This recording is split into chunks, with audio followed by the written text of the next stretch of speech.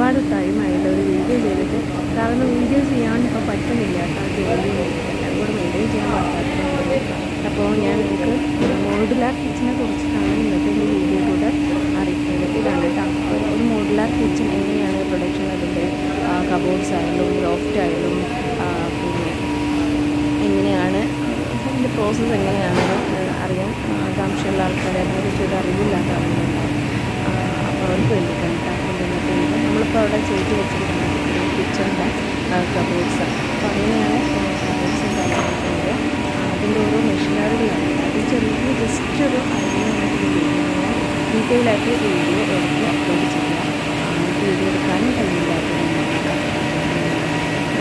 നിങ്ങൾക്ക് അറിയേണ്ട ഓരോ കാര്യങ്ങളും എൻ്റെ കമൻറ്റിലൂടെ ചോദിക്കുന്നത് നിങ്ങൾക്ക് പറഞ്ഞിട്ടുണ്ടാകും. ഇതാണ് എഡ്ജ് ബാൻഡ് ചെയ്യുന്ന മെഷീനുണ്ട്. അപ്പോൾ ഈ വരുന്ന മെറ്റീരിയൽസിനെ കുറിച്ച് അറിയില്ലാത്ത ഒരുപാട് ആളുകളുണ്ടാവും. നമ്മളിപ്പോൾ കിച്ചൺ മോഡുലാർ കിച്ചണിൽ മെറ്റീരിയൽസ് ഒരുപാട് മെറ്റീരിയൽസ് ഉപയോഗിക്കുന്നത് മൾട്ടിവുഡ്, അതേപോലെ WPC ഫൈബർ. കിച്ചൺ നല്ലൊരു ഭാഗമായതുകൊണ്ട് മൾട്ടിവുഡ് WPC ഉപയോഗിക്കുന്നുണ്ട്. ഇത് മൾട്ടിവുഡാണ്. മൾട്ടിവുഡ് എന്ന് പറയുന്നത് PVC കല്ലാണ്. പിന്നെ മറ്റ് പ്ലാസ്റ്റിക് കല്ലുകൾ വരുന്നത്. അപ്പോൾ നമ്മളത് ഉപയോഗിക്കുന്ന സമയത്ത് 7 ഡെൻസിറ്റിയുള്ള മൾട്ടിവുഡ് ഉപയോഗിക്കുന്നതാണ് ബെസ്റ്റ്. കാരണം സ്കൂളിന് പ്രോബ്ലം വരാതിരിക്കാൻ. ഇതാണ് മൾട്ടിവുഡിൻ്റെ മെഷീൻ.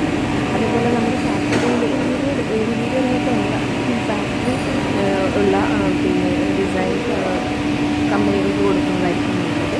കാരണം പ്രസ്സിങ്ങും ഫിറ്റ് വാല്യൂവും കട്ടിങ്ങും എല്ലാം മെഷീനിൽ വരുമ്പോഴായിരിക്കും അത് പ്രോസസ്സ് അടിപൊളിയായിട്ട് ഇങ്ങനെ വിട്ട് വരുന്ന പ്രശ്നങ്ങളൊക്കെ ഉണ്ടാവാൻ സാധ്യതയുണ്ട് കേട്ടോ. പിന്നെ അതുപോലെ തന്നെ നമ്മുടെ സിൽവാൻ്റെ എല്ലാ ഫാക്ടറി നമ്മുടെ സിൽവാൻ്റെ ഗോഡൗണാണ് കേട്ടോ. ടൈൽ ആൻഡ് സാനിറ്ററി ഗോഡൗണാണ്. വണ്ടികളെല്ലാം ലോഡിങ്ങിന് വേണ്ടിയിട്ട് എത്തി നിൽക്കുന്നതാണ് കേട്ടോ. അപ്പോൾ ഇന്നത്തെ വീഡിയോ ഇതാണ്. അപ്പോൾ എല്ലാവർക്കും ടാറ്റ ബൈ ബൈ.